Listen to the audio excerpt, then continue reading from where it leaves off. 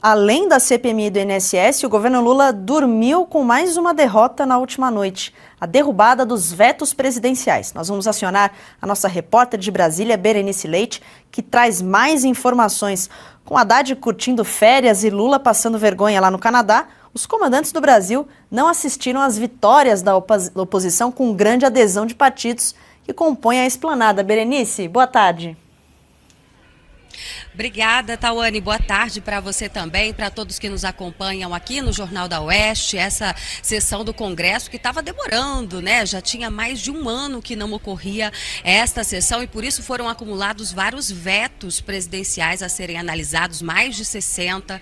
E você bem destacou, nem Fernando Haddad, ministro da Fazenda, nem o presidente Lula estavam aqui para acompanhar as derrotas de perto. E por que a gente fala em derrotas? Bom, vou trazer aqui os 12 vetos que foram do presidente Lula, um deles muito importante que agora vai garantir às crianças que portam microcefalia, né, infectadas pelo Zika vírus, que passam a ter ali garantido o direito a partir de agora à pensão vitalícia e também uma indenização no valor de pouco mais de R$50 mil, fora a pensão vitalícia que eu falei, que é no valor máximo ali do teto do INSS, pensão mensal de pouco mais de R$8 mil. O presidente Lula tinha vetado isso, né, tirado essas crianças portadoras de Zika vírus e agora os parlamentares que dão a palavra final garantiram, então, isso para as crianças.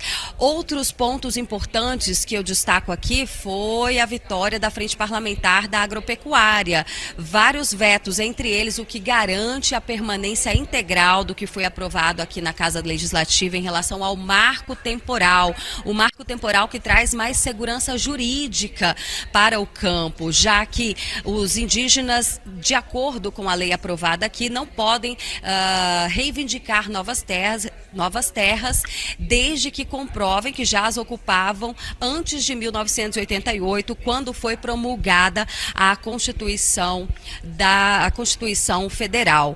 Outro ponto também que foi aprovado, que foi derrubado, veto do presidente Lula, diz respeito à cobrança de novos impostos sobre o consumo em fundos de investimento. E ainda, outro veto importante que diz respeito aos bioinsumos, dispensando que os produtores precisem fazer o registro, já que esses bioinsumos são produzidos em suas propriedades para consumo próprio.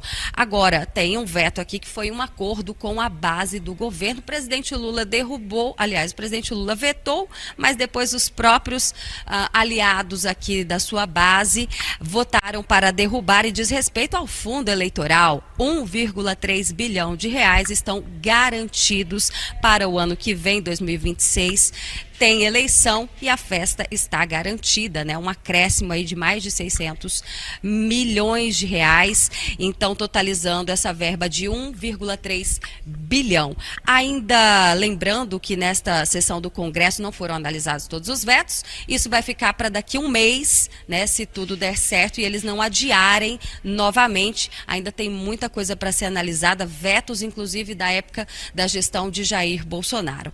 Mas é importante dizer ainda que depois da análise dos vetos, nós tivemos finalmente a leitura do requerimento que instalou a CPMI do INSS. E agora nós entramos finalmente naquele momento onde os líderes de partidos começam a conversar entre si e indicar os nomes para ocuparem as cadeiras do colegiado. Esse colegiado deve ser formado por deputados e senadores, 15 deputados e 15 senadores e o mesmo número de suplentes de cada casa. Lembrando, as siglas devem respeitar ali o critério de proporcionalidade, né? Quem tem mais deputados eleitos tem direito a mais indicações. Já cogitamos aqui, inclusive, que a presidência, ao que tudo indica, porque tudo isso é acordado, eles falam que é eleição, mas eles acordam tudo antes do dia da eleição, né? Omar Aziz é o nome cotado para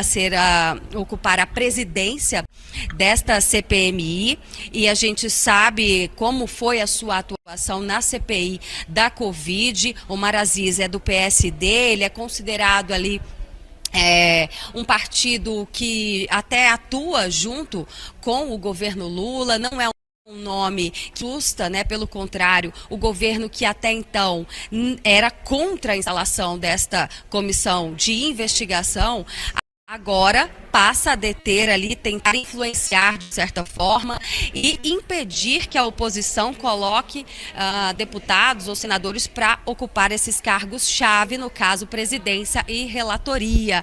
A gente agora vai acompanhar os próximos passos. Ao que tudo indica, essa comissão só deve começar a funcionar a partir do segundo semestre e, teoricamente, a indicação das cadeiras, eles têm um prazo de 15 dias e já está correndo. Mas é claro que, assim como exemplo de outras CPIs, esse prazo nunca é respeitado e tudo deve ficar só para o segundo semestre mesmo.